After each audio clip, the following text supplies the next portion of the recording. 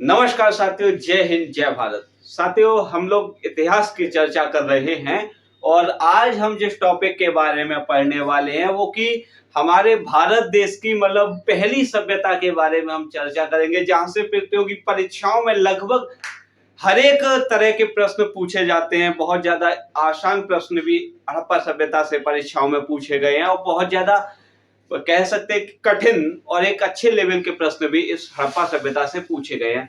इसलिए साथियों, हड़प्पा सभ्यता बहुत ज्यादा महत्वपूर्ण है। साथ ही साथ हमको यहाँ से पता चलेगा कि किस तरह हड़प्पा सभ्यता में लोगों का जीवन स्तर हुआ करता था, महिलाओं की स्थिति क्या थी, क्या मुख्य फसलें थी, आर्थिक जीवन क्या था, क्या हड़प्पा सभ्यता का विस्तार था, किस तरह के लोग रहते थे और कैसे मतलब ये भारत के मूल निवासियों की पहली सभ्यता मानी जाती है हड़प्पा सभ्यता।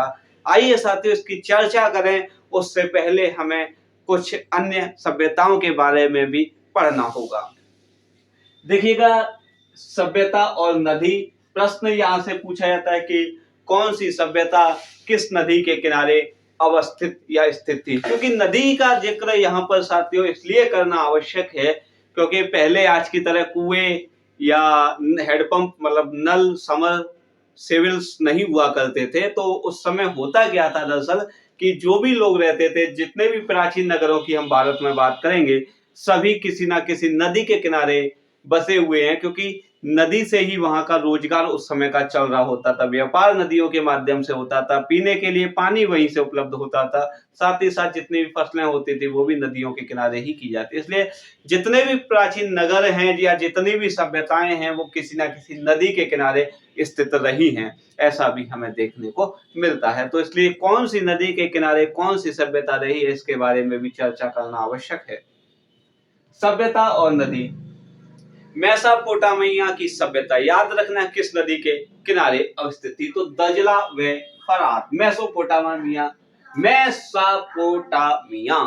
की सभ्यता दजला व फरात नदी के किनारे स्थित थी और इसी को हम दजला व फरात को यूफ्रेटस और टिग्रिस नदी के नाम से भी जानते हैं। मिस्र की बात करेंगे तो साथियों नील की नदी के किनारे स्थित थी।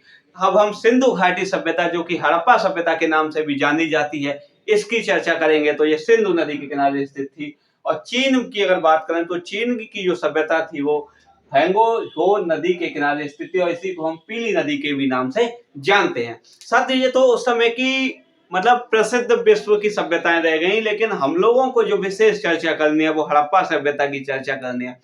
साथियों, हड़प्पा सभ्यता को लेकर के परीक्षाओं में विभिन्न प्रकार के प्रश्न पूछे गए हैं, लेकिन हमें यहाँ ये देखना होगा कि हड़प्पा सभ्यता में हमको क्या पढ़ना है और कितने कंसेप्ट के साथ उसको पढ़ना है। तो हम लोग यहाँ करीब 15 से 16 वीडियो उपलब्ध कराने वाले हैं हड़प्पा सभ्यता को लेकर के। क्या क्या उनमें रहेगा देखिएगा। सिंधु घाटी सभ्यता में सबसे पहले हमको लिपि पढ़नी होगी। लिपि के बाद सिंधु घाटी सभ्यता का अतीत क्या रहा है, कैसे इस सभ्यता का नाम हुआ है, कहां से चीजें निकल के आई है, तो अतीत को पढ़ेंगे। इसके बाद सिंधु घाटी सभ्यता का नामकरण क्या क्या रहा है उनके बारे में चर्चा करेंगे। सिंधु घाटी सभ्यता के पुरा स्थल कौन कौन से रहे, यानी किस किस देश में या भारत के किस किस राज्य में कौन कौन से स्थान स्थित रहे हैं, उन चीजों की भी हम यहाँ चर्चा करेंगे। सिंधु घाटी सभ्यता के जो लोग थे वो किस प्रजाति के निवासी थे, कौन कौन सी सिंधु घाटी सभ्यता के लोगों की प्रजातियां रही हैं, उनके बारे में हम चर्चा करेंगे।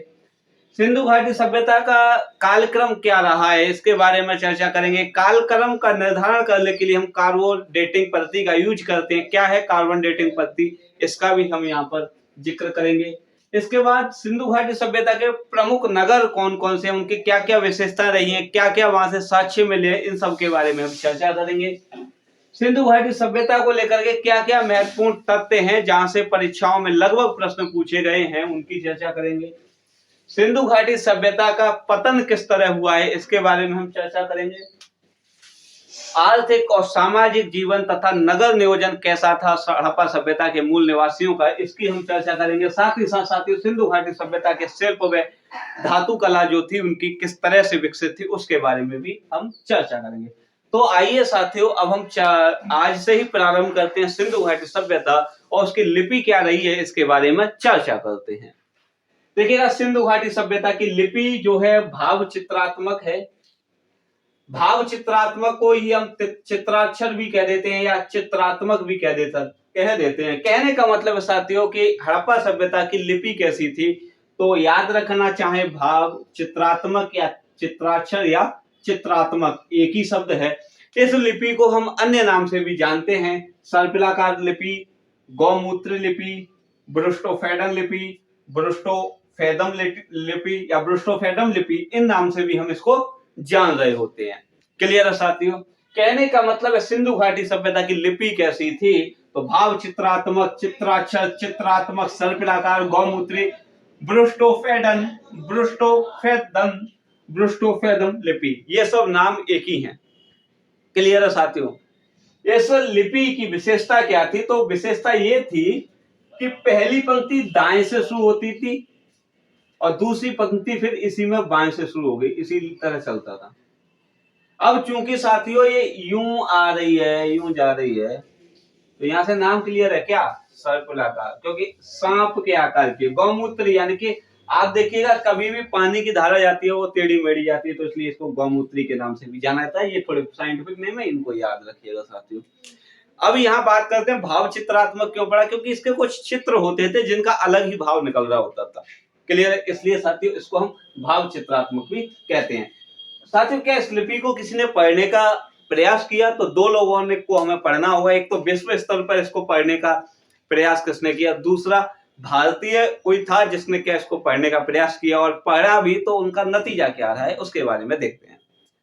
इस लिपि को पढ़ने का पहला प्रयास विश्व में बेडेन महोदय द्वारा किया गया था, जबकि भारतीय की बात करें तो नटवर झा ने इस लिपि को पढ़ने का पहला प्रयास किया, लेकिन ये दोनों ही लिपि पढ़ने में असफल रहे हैं।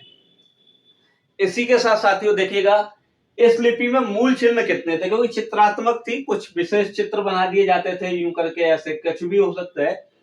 तो मूल चिन्ह की बात करें तो करीब 64 हुआ करते थे, और चित्राक्षर कितने थे, तो 250 से 400 तक थे। क्लियर?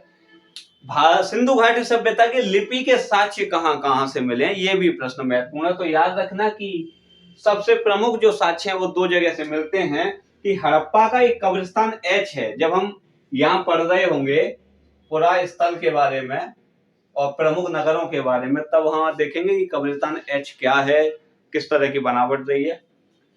लिपि के साक्ष्य हड़प्पा के कब्रिस्तान एच से मिलते हैं, धौलावीरा से एक सूचना पट प्राप्त हुआ है, वहां से मिलते हैं, और अन्य स्थानों से मृद भांड यानी कि मिट्टी के बर्तन मिले हैं, वहां से मिलते हैं, मोहरें प्राप्त हुई है, वहां से भी मिलते हैं। तो साथियों ये था हड़प्पा सभ्यता को लेकर के हमारा लिपि के बारे में जो भी प्रश्न पूछे जाते हैं वो टॉपिक। आगे हम बात करेंगे सिंधु घाटी सभ्यता का अतीत। क्लियर साथियों?